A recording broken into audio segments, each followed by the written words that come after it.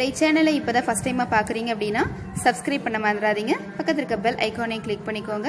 Click பண்ணிவிட்டு நோட்டிஃபிகேஷனில் ஆல்னு கொடுத்தீங்கன்னா நான் போடுற வீடியோ நோட்டிஃபிகேஷன் உங்களுக்கு உடனுக்குடன் வந்து சேரும். என்னுடைய வீடியோவை நீங்கள் மிஸ் பண்ணாமல் பார்க்கலாம். Hello friends, welcome back to my channel. எல்லோரும் எப்படி ஃப்ரெண்ட்ஸ் இருக்கீங்க? நல்லா இருக்கீங்கன்னு நினைக்கிறேன். இன்றைக்கி நம்ம வீடியோவில் எதை பற்றி டிஸ்கஸ் பண்ண போகிறோம் அப்படின்னு பார்த்தீங்கன்னா, செடியை பார்த்ததையுமே தெரிஞ்சிருக்கும். பாருங்கள் எத்தனை பூக்கள் வந்து அழகாக வச்சுருக்குன்னு சொல்லிட்டு. இது மட்டும் கிடையாதுங்க, குண்டுமல்லி செடியிலையும் பார்த்தீங்கன்னா ஏகப்பட்ட மொட்டுக்கள் வந்து வச்சுருக்கு. ஒவ்வொரு கிளையிலுமே பார்த்தீங்க அப்படின்னா ஏகப்பட்ட மொட்டுக்கள் வந்து வச்சுருக்கு. உங்களுக்கு பார்த்தாவே தெரிஞ்சிருக்கும். இங்கே பாருங்கள், பூக்கள்லாம் நான் எடுத்துட்டேன். இங்கே பாருங்கள் தான். ஸோ இங்கே இந்த இடத்துல இங்கே பாருங்கள். ஸோ எந்த மாதிரியான டிப்ஸ் எல்லாம் ஃபாலோ பண்ணும்போது நமக்கு இந்த அளவுக்கு வந்து பூக்கள் வந்து கிடைக்கும் அப்படின்றதையும் பார்க்கலாம். அதுக்கு நான் என்ன மாதிரியான ஃபர்டிலைசர் பயன்படுத்தினேன் அப்படின்றதையும் கூட இன்றைக்கி ஷேர் பண்ணிக்க போகிறேன் ஃப்ரெண்ட்ஸ். ஓகே, வாங்க வீடியோக்குள்ளே போகலாம். பாருங்கள், எல்லா இடத்துலையுமே வந்து பார்த்திங்கன்னா மொட்டுக்கள் வந்து அதிகப்படியாகவே எடுத்து பூக்கள் வந்து நிறையவே கிடச்சிருக்கு. இப்போ புதுசாக எடுத்துருக்கக்கூடிய அந்த கிளையிலையும் பார்த்திங்கன்னா நிறைய மொட்டுக்கள் வந்து வச்சுருக்கு. இந்த ஒரே ஸ்டெம்லேயே பாருங்கள், கிட்டத்தட்ட வந்து பார்த்திங்கன்னா ஒரு 30-35 பூக்கள் வந்து எனக்கு வந்து வச்சது. நான் வந்து ஒரு 7-8 பூக்கள் மாதிரி நான் எடுத்துட்டேன் ஆல்ரெடி. ஸோ இது வந்து வெயிட்டே தாங்க முடியாமல் அப்படி இந்த கிளையே வந்து சாஞ்சிருச்சு. அப்படி நல்ல பஞ்சாகவே பூக்கள் வந்து பூத்துருக்கு. பார்க்கவே ரொம்ப அழகாக இருக்குது. ஸோ இந்த மாதிரியான பூக்கள் கிடைக்கிறதுக்கு ஃபஸ்ட்டு வந்து நம்ம என்ன பண்ணணும்னு பார்த்தீங்கன்னா, டெட்ஹெட் தான். நம்ம ஆல்ரெடியே பூக்கள் வந்திருக்கும் இல்லைங்களா ஃப்ரெண்ட்ஸ், அந்த பூக்கள் வந்து பறிக்கும் பொழுது எப்படி வந்து நம்ம டெட்ஹெட் பண்ணி விடணும் அப்படின்னு பார்த்தீங்கன்னா, இப்போ இந்த பூவில் வந்து நான் பண்ணி காமிக்கிறேன் பாருங்கள் ஃப்ரெண்ட்ஸ். இப்போ வந்து இது பூத்து இருக்கு இல்லைங்களா, இதிலிருந்து கீழே 5 இலைகள் வந்து இருக்கு இல்லைங்களா, அதுக்கும் மேலே வந்துட்டு கொஞ்சம் இடம் விட்டு ஒரு கிராஸ் கட் 45 டிகிரி ஆங்கிளில் வந்து நீங்கள் கிராஸ் கட் கொடுத்தீங்க அப்படின்னா அதுலேருந்து ஒரு புது கிளைகள் வந்து எடுத்து வரும். நல்லா பஞ்சாகவே வந்து பூக்கள் பூக்கும். இன்னொரு விஷயம் வந்து நம்ம பஞ்சாக பூக்கள் பூக்கிறதுல நோட் பண்ண வேண்டிய விஷயம் என்னென்னு பார்த்தீங்கன்னா, அந்த ரோஸ் பிளான்ட்டோட வெரைட்டியை பொறுத்தும் இந்த மாதிரி பஞ்சாக பூக்கும். இதே வந்து நம்ம ஹைப்ரிட் டீ இதெல்லாம் பார்த்தோன்னு வச்சுக்கோங்களேன், சிங்கிளாக தான் வந்து பூக்கள் வந்து ஒவ்வொரு ஸ்டெம்க்கு வந்து ஒரு பூ தான் வந்து கிடைக்கும். ஃப்ளோரிபண்டா ரோசஸ் இந்த மாதிரி கிடைக்கும் பொழுது தான், ஸ்ட்ரப் ரோசஸ் இந்த மாதிரி வெரைட்டியில் தான் வந்து பார்த்திங்கன்னா இந்த மாதிரியான பூக்கள் வந்து அப்படியே நல்ல கொத்தாவே கிடைக்கும் நமக்கு. ஸோ நம்ம ரோஸ் பிளான்ட்டோட வெரைட்டியும் வந்து நம்ம பார்த்துக்கணும்.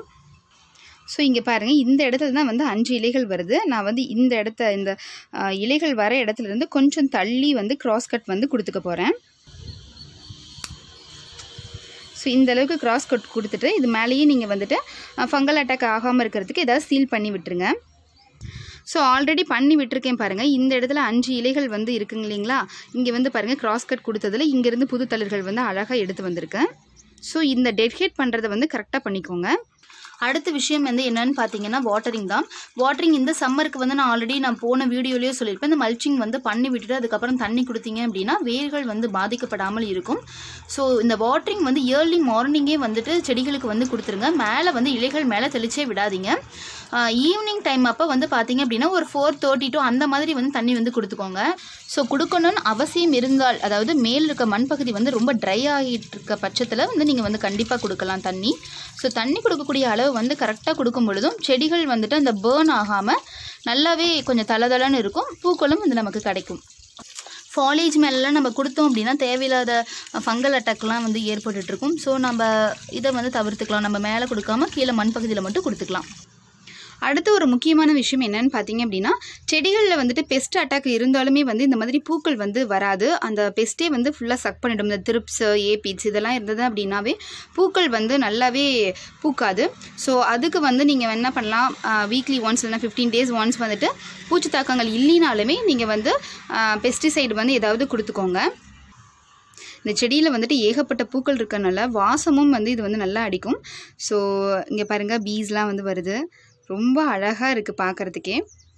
இதில் அடுத்த ஒரு முக்கியமான விஷயம் என்னன்னு பார்த்தீங்கன்னா, ஃபர்டிலைசர் தான். நான் எந்த மாதிரியான ஃபர்டிலைசர் கொடுத்தேன் அப்படின்றத உங்களுக்கு காமிக்கிறேங்க. ஃபர்டிலைசர் ப்ரிப்பேர் பண்ணுறதுக்கு நான் எடுத்துக்கக்கூடிய ஒரு முக்கியமான பொருள் என்னென்னு பார்த்தீங்கன்னா ஃப்ரெண்ட்ஸ், வேஸ்ட் டீ பவுடர் தான். இப்போ நம்ம டீ தூள் வந்து போட்டு டீ வச்சுட்டு அதை வந்து வேஸ்ட்டை கீழே தான் கொட்டுவோம் இல்லைங்களா, இதை வந்து வடித்து நீங்கள் இப்போ காலையில் ஒரு தடவை ஈவினிங் ஒரு டைம் வந்து யூஸ் பண்ணுவீங்க டீ பவுடரை. ஸோ அதை வந்து இந்த மாதிரி ஒட்டுக்காக சேர்த்து வச்சுக்கோங்க. வச்சுட்டு ஒரு பாத்திரத்தில் வச்சு நல்லா தண்ணியை ஊற்றி வந்து நீங்கள் என்ன பண்ணிவிடுங்க, நல்லா வந்து ரின்ஸ் பண்ணி எடுத்துக்கோங்க. ஏன்னா அதில் வந்து பால், சர்க்கரை இது எல்லாமே நம்ம சேர்த்துவோம் இல்லைங்களா. சில பேர் வந்து அப்படியே யூஸ் பண்ணலான்னு சொல்கிறாங்க. பட் இது வந்து பயன்படுத்தும் போது தேவையில்லாமல் ஹார்ம்ஃபுல்லாக இருக்கக்கூடிய ஒரு பேத்தஜன்ஸ் எல்லாம் வந்து மண்ணில் வந்து ஃபார்ம் ஆகலாம். ஃபங்கல் அட்டாக் வந்து ஏற்படலாம். அப்படி இல்லைன்னா வேர் புழுக்கள்லாம் இருக்கு இல்லைங்களா, வேர் பூச்சி தாக்கங்கள் வந்து செடிகளில் வந்து ஏற்படக்கூடிய சான்சஸ் வந்து ஏற்படும். ஸோ இதை வந்து நீங்கள் என்ன பண்ணுறீங்க அப்படின்னா, நல்லா வந்து தண்ணி கொடுத்து நல்லா ரின்ஸ் பண்ணிவிட்டேன். அதுக்கப்புறமா நம்ம ஒரு பிளேட்டில் வந்து இதை மாற்றிக்கலாம். இந்த மாதிரி வந்து தண்ணியில் நல்லா அலாசிட்டு இந்த டீ பவுடரை மட்டும் எடுத்துக்கோங்க ஃப்ரெண்ட்ஸ். இந்த தண்ணியை வந்து நீங்கள் செடிகளுக்கு வந்து கொடுத்தா நல்லா தளதளன்னு வளரும் அப்படின்லாம் சொல்கிறாங்க. பட் வந்து எறும்புகளுடைய பிரச்சனைகளும் வந்து அதிகமாக ஏற்பட ஆரம்பிச்சிடும். ஸோ இந்த தண்ணியை வந்து நீங்கள் யூஸ் பண்ண வேண்டாம். ஒரு பிளேட்டில் நியூஸ் பேப்பர் வந்துட்டு போட்டு இதை வந்து போட்டுருங்க. தண்ணி இருந்தாலும் வந்துட்டு அதை கொஞ்சம் அப்படியே எடுத்துரும். அந்த மாதிரி பிளேட்டில் எடுத்துகிட்டு நல்லா சன்லைட் படக்கூடிய இடமா பார்த்து நல்லா ட்ரை பண்ணிவிடுங்க ஃப்ரெண்ட்ஸ். ஒரு 2-3 நாள் வந்து நல்லாவே வந்து வெயிலில் காய வச்சு எடுத்து வச்சுக்கோங்க. நான் வந்து ஆல்ரெடி வந்துட்டு வெயிலில் காய வச்சு நல்லா எடுத்து வச்சுருக்கேன். டீ தூள் பவுடர் வந்து நல்லாவே ட்ரை பண்ணி எடுத்திருக்கேன்.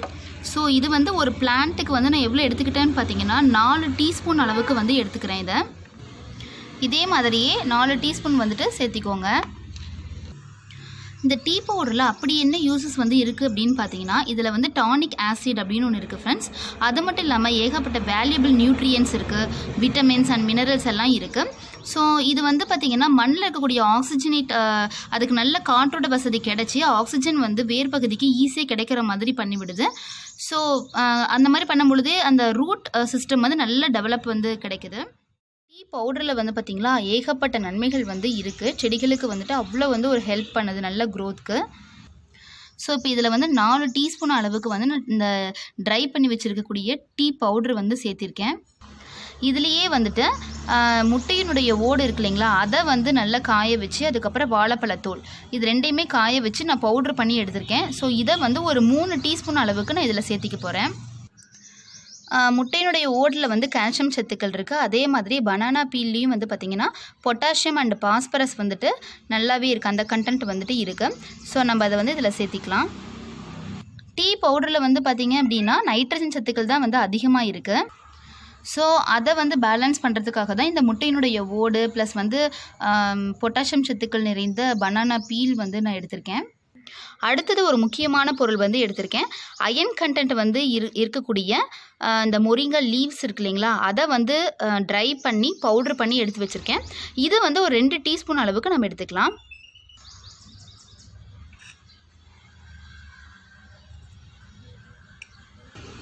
அவ்வளோதான் ஃப்ரெண்ட்ஸ், சூப்பரான ஒரு ஃபர்டிலைசர் வந்து நமக்கு ரெடி ஆகிடுச்சு. நல்லா மிக்ஸ் பண்ணிக்கலாம்.